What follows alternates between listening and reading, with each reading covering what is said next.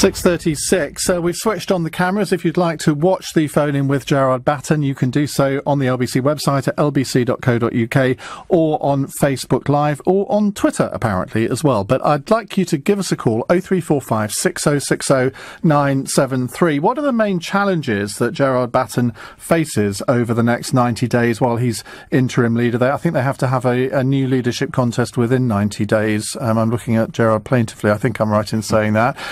0345 6060 973. He's been MEP for London for many years. You'll have heard him on LBC quite a bit. And he's got some quite controversial views on one or two issues, not least Islam. So we may well come on to that. Gerard, welcome to LBC. Thanks for doing this only 3 days into your interim reign. How likely is it that you're going to put your name forward to stand for the permanent position? I honestly don't know, Ian, because what I'm going to do is measure myself on what I achieve. And first of all, there's a few things that need to be sorted out very quickly that need to be done. But I was thinking about that today, and I'm going to measure myself on how many new people we get in. Now, I'm not putting a figure on it for a target, but unless quite a few thousand people come on in the space of that 3 months, then I will not go for the leadership. Because you've had quite a few people resign over the last couple of days who think Henry Bolton was treated badly. If it's only a few, then we're okay, because obviously feelings run high. But we've had more people join, and our head office told me today that people were joining. We've actually had some donations come in. And I know people who left in the past who said they'll now come back. So that's what I'm going to be measuring over the next 3 months. What's your membership now? I'm not exactly sure. I think about 25,000. And how many would you need to bring in for you to say you're going to stand? I don't want to put an exact figure on it, and I may well do that, but at the moment I know that I want to bring in at least a few thousand over a space of 3 months, and I'm looking at doing, for example, a special offer and membership over 3 months. I'm working that out with the Treasurer at the moment. Do you think Henry Bolton has been treated badly? I think that the problem is that he is kind of guilty by association, which is very unfair. But politics is unfair. I think the reason that we weren't able to go on supporting him, and don't forget that his spokesman, the MEPs, the NEC, actually did support him for a very long time. And the straw that broke the camel's back was around about, I think it was the 18th of January or so, when these remarks came out from the alleged remarks from his girlfriend, about Meghan Markle and black people, etc. We cannot send our candidates out on the street in a local election when they're going to be confronted by this. And also, I think, just to say, it was Henry's inability to actually close this story down. If he'd have said, I didn't know she was like that, I'm not going out for any more, that's the end of that relationship. Frankly, he became a laughing stock, didn't he? Yes. That was part of the problem. I'm afraid so. Is UKIP solvent? Bear in mind, you've got a £200,000 legal bill. We haven't got a £200,000 legal bill because I sat in the court last Thursday and listened to the judge. The ruling is that we do owe something, but the judge is actually going to work out what that is, and we don't know what that is, so we shouldn't preempt that with a figure, because he might be listening to your show. So let's hope that he is he seemed to me very fair, and I think that he'll come to a fair number. Every party in the history of politics has had problems with finance at one point or another. It goes with the territory of politics. But I think that once we start to get back on track, the money will start to come back in. Let's go to the calls. Robin is in Herne Hill. Hello, Robin. Hello, good evening, Ian. Good evening, Gerard. Hi. Hello. What I would like to ask is, how are you going to get the youth vote, bearing in mind that Labour seems to have purloined that at the moment? Well, that is difficult, of course, because they go to schools and colleges and universities where it's very much a left-wing, politically correct dogma is peddled to them. So they're a more difficult market. Sorry, you're saying schools are peddling left-wing dogma? Over the last few years, me and my colleagues have spoken at lots of schools and colleges, and even in that space of 13.5 years, I've noticed how politically correct, how left-wing the audiences are in schools. Not so much in private schools, but in state schools. So you basically think they're being brainwashed? I do. To a certain extent, yeah. When because all teachers are left-wing, or what? I think quite a lot of them are, actually, yes. And they have we see this in every area of society now, though, that where only certain views are acceptable, and if you're not peddling the accepted view, then you're in trouble. But I think that one of the things, if I can go on a specific policy thing, for example, where we were ahead of the curve as we were on lots of things, I saw the government now is talking about not charging so much on student fees for where they're doing certain subjects. Well, that was our policy back in 2015 where students who are doing science projects, science degrees or medical degrees would not pay the full. Or how much would that cost? I can't give you an exact figure on that, Ian, sitting here now. But we know that you must surely have an idea. We know that people are, and we know that students are getting into massive amounts of debt through doing all kinds of degrees. What we would do is look to subsidise those degrees which we felt were more useful to the economy, or where we needed science graduates or medical graduates. Robin, quick comeback from you. Well, I mean, I was in UKIP for 18 years. I left 4 years ago, but because I didn't think that some of their policies, and I got some mess up when I was trying to run for Parliament. And in my last 2 general elections, I've said that trying to get the youth vote, and why not reintroduce polytechnics where there were sandwich courses and where certain university courses should be got rid of because they're expensive and they're no use to people. It's just 3 years wasted for a lot of young people. Okay. I agree. My youngest son a few years ago came home and told me that one of his friends was doing a degree in comedy. And I said, well, who's taking that? Ken Dodd. I mean, are we expecting people to get into £30,000 worth of debt to do a degree in comedy? I don't know what he was paying for it. Some very successful comedians. I don't think any of them studied it at university. On the tuition fees, though, Jeremy Corbyn's obviously stolen a bit of your thunder in saying he would abolish them completely. Would you look at doing that now? I don't think that's feasible with the amount of people who are actually going to university now. And we feel that a lot of people are at university. Tony Blair came out with this arbitrary figure.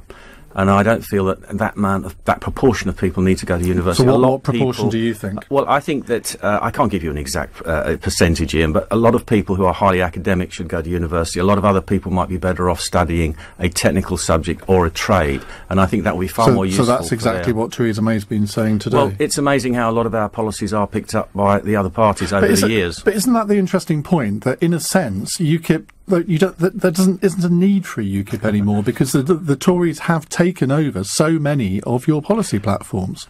I think the primary point of UKIP now, and there are lots, I do believe that there are lots of other policies that we can espouse that will be popular. But don't forget, we got the referendum, we won the referendum, but the referendum hasn't been delivered.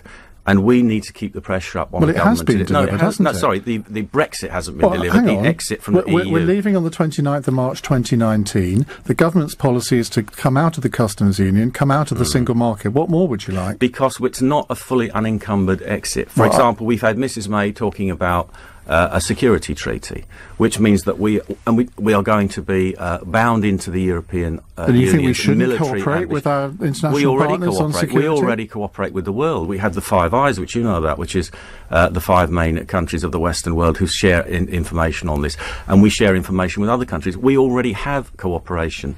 The EU is not about cooperation, it's about integration. That's what it's always been about.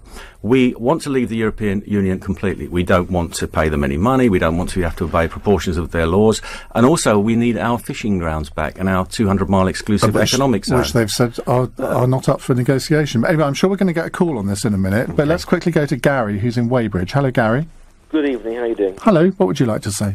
I'm just saying, Gerald, welcome to the leadership, which is the poison chalice for the short term. but the real issue is how we get Nigel back in charge, because we have one global asset who stands on the world stage as a recognised leader, who can reinvigorate and rejuvenate the party, and we have nobody else. Sorry to say that. And I left when we put the ridiculous third-rate Polytechnic lecturer Nuttall in charge. So you would like Nigel to come back, and you would go back to UKIP if he did? Well, it will have a double impact. It will force the Tories to put Rees-Mogg in charge, because they're so scared. They'll be so scared of the Conservatives defecting. Okay. All right. Well, let's get an answer. From Roger. 2 things on that. Maybe you should have rung into the next show, because that's Nigel's show, and you can ask him if he wants to put his hat in the ring for the leadership. But do you think he should be coming back? I think that's up to him to make that decision whether he wants to do that or not. Oh, come on! You must have a view. I think that probably Nigel has done as much as he can, and we need to be able to find an identity and a future post-Nigel. And I don't mean that in any way to be detrimental to what Nigel did. I have immense respect for what he actually did. Gerard, can I just tell you, I don't think it's about defining a new for the next 20 years of UKIP. It is about refocusing the voters, the Brexit voters, in the next 3-year period, and we don't have time to develop a whole new persona. But then you're really asking the wrong person, because you have to ask Nigel that question, because there is going to be a leadership election. People are already putting their ring in the hat. I've heard of two today who have expressed... Who's that? Bill Etheridge, and I believe that Suzanne Evans has expressed an interest. So people are already lining up to do it. So if Nigel wants to do it, the simplest solution is for him to actually say that. And you asked me about Rees-Mogg. I'm thinking of sending Rees-Mogg one of our special offer membership fees and see if we can get him on side with us. No, we don't need him on side. We need him on side of the Conservative Party, because that needs to be there. They will form a government. We need to be the biting their bottoms to make sure that happens. That's a nice idea, but somehow I do not think that Rees-Mogg will end up as leader of the Conservative Party. And he's one of the few Tories I actually have any time for. Gary said he might come back if Nigel Farage was in charge again. You're going to offer this special offer on UKIP membership. How much is that going to cost? I haven't worked that out yet, so I'm not going to give an exact figure, because I've got to do that with the Treasurer. I can't make a commitment then find ballpark? Because what is it at the moment? Well, Henry Bolton put it up, I'm afraid, to £35, which is too much for most people. It was 30. We have a special offer of £20 for veterans, so I would at least want to see that special offer reduced to £20 for a limited period, 3-month period, and see how many people we can get on. Well, fill your boots. 0345 6060 973. More of your questions to Gerard Batten in just a moment. He's the new interim leader of UKIP. 6:51. Gerard Batten is here, the new interim leader of UKIP. You can watch us on Facebook Live or on lbc.co.uk. Several people saying that you should continue to be leader. Liz in Ruislip, Mary says that as well, and Margaret in Stoke-on-Trent. Actually, Mary says the fact that Nigel voted for Bolton shows how out of touch he is. Andrew says, as much as I respect Gerard, can you please nail him down on who he will appoint as party chairman? Internal rumour is Alan Craig is trying to line himself up. A big no thank you is my response to that. Who's going to be your new chairman? That will be known within the next 24 hours or so. Oh, because go on, give us exclusive. If I tell you, then I haven't actually. I've got various contenders for the job that I'm talking to. They've all got different strengths and weaknesses. Can you rule out Alan Craig? Alan will not be the next chairman. I've already discussed that with Alan, because there are various people who are interested. It's like every job in politics, immensely difficult, and getting somebody who can fit all the bill, and whoever you choose, somebody's going to object to. Have you got a short list of 3? I've got a few, but I'm not going to say on air. I'm sorry, Ian. Right, Stephen is in Willesden. Hello, Stephen. Good evening. Hello, what would you like to ask? Well, say congratulations, because I met Mr. Bolton at the hustings and I was not impressed by him at all. Anne-Marie Walters, will she play a part, and do you follow her views? Because she had a brilliant video she released for Britain.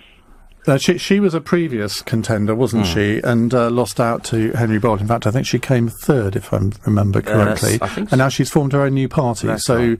Presumably you're not having her back. Well, I've known Anne-Marie for years, and I've always respected her. I share some of her views. I don't necessarily share everything that she says, obviously. But I believe that once people have left and formed a new party, then they've burnt their boats, because politics is about loyalty. And you've got to have loyalty to the party. On the other hand, a lot of people who supported Anne-Marie were insulted after that result when they were equated with Nazis. A lot of people walked out and left. I'd like to extend an olive branch to those people and say, if you are the usual moderate, non-racist type of person that belongs in UKIP, then come back. If they were moderate and non-racist, they wouldn't be joining Anne-Marie Walters, would they? No, I don't agree with that. I don't agree with that statement. I think a lot of people joined her because they have views about Islam, etc. That doesn't make them racist. It doesn't make them immoderate.